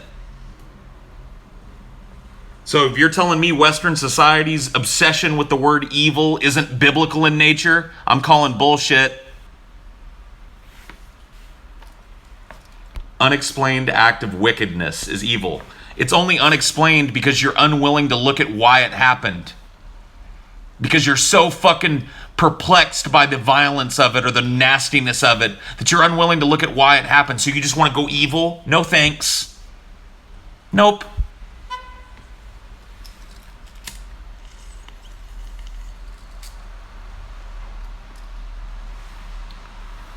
The dictionary makes no definition of evil being associated with the supernatural. That's fine.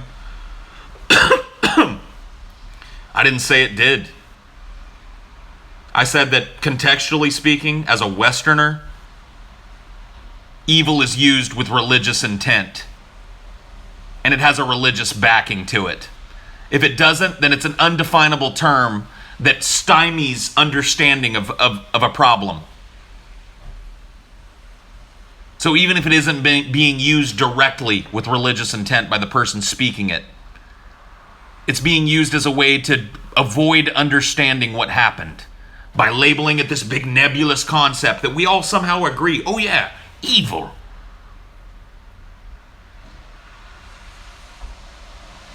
Nope. Nope. Nope. Wickedness is another word. Whatever. Call it what you want. I don't have a problem with profound immorality. I don't use the word wicked unless I'm talking about something that's super fucking sweet. Like, man, that was a wicked, sweet fucking movie we just watched, dude. I don't call people wicked.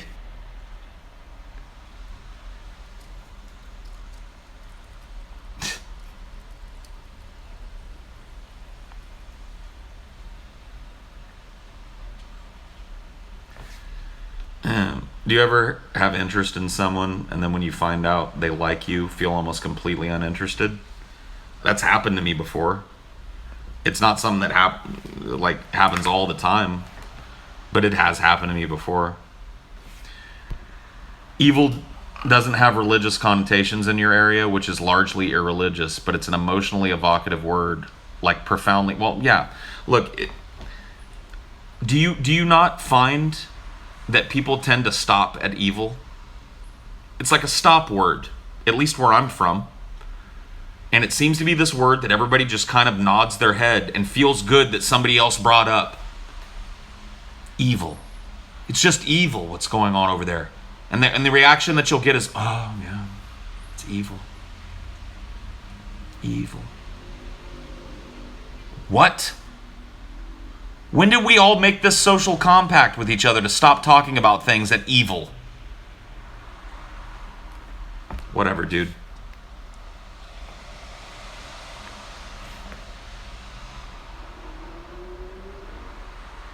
Evil.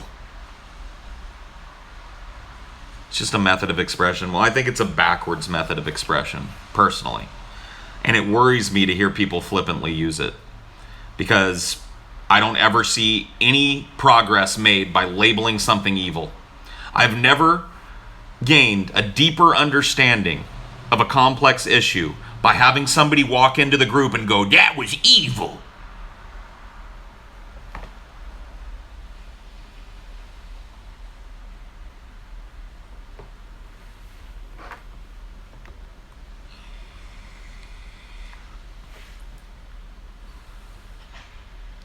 Move on. This topic is retarded. I'll move on when I'm damn good and ready to move on. I think it's just a word for super conventional people to condemn something they don't even try to understand or break down. Yeah. I mean, that's kind of what I'm implying. I agree with that. Yeah, I'd rather talk about what happened, what caused it, to the best of our extent, because those are real things. Those are real things. We can look at the psychology of what happened. We can look at what created this environment where a Hitler could come to power. We can examine the reprehensible things that were done under the Nazi regime and try and understand from a human perspective how people could do this to other people at the behest of the government. We can do that and we can have that conversation, and that's a fucking interesting conversation to have. Saying it was evil does nothing. It adds zero to the conversation. It adds no understanding. It adds no nuance. It doesn't give me a deeper understanding of Hitler or the German people that supported him. Why would I use it?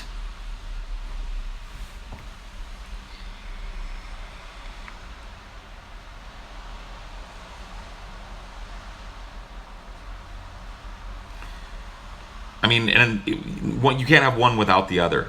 An environment that grows someone into Hitler, or one in which he took power. You can't have one without the other. You don't get a Hitler without a society permissive to that kind of despotism. So,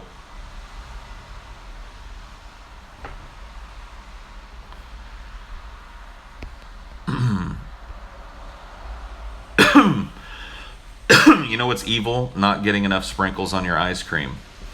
Okay, well, maybe we can use the word.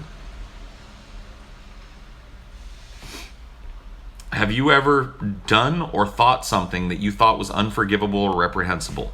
No. I don't police my thought process. And I don't think that anything that I've done is reprehensible on the level of being totally unforgivable. I don't even really believe that those types of things happen. Once again, you're talking about subjectivity. Unforgivable is something between two people. So if I wrong this person, whether it's unforgivable is up to me and that person. Am I willing to go to that person and ask for forgiveness? Or is that person willing to come to me and squash the beef? It's a subjective idea that has no place when you're talking about the root of a problem.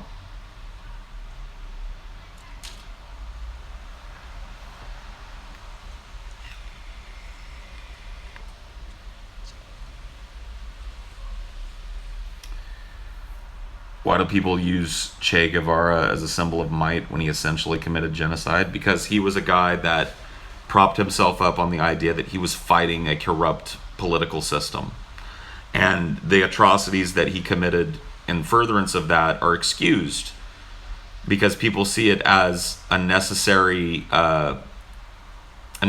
loss for what he gained. Now, do I agree with that? No. Am I a fan of Che Guevara? No. Do I see why other people are? Absolutely. A necessary evil, sure. Sure. I don't mind the metaphorical use of the word evil, like a necessary evil. Look, I'm not saying get rid of it out of your word. Just stop labeling people and ideas with that.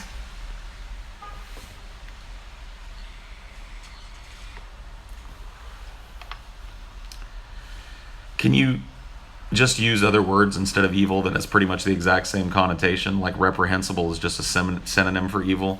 Evil has a connotation different than reprehensible to me, and I think that's borne out. It is a word that is heavily, like I said, I know the concept of evil was not invented by the sand hermits.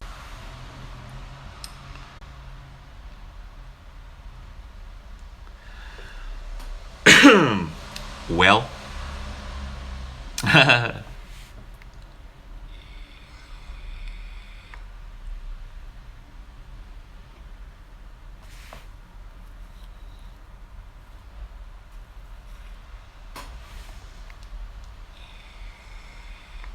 wait for everybody to well, actually, I'll probably just end it since there's hardly anybody here. And it's about time anyway. So thank you guys for chilling, and I'll talk to you later.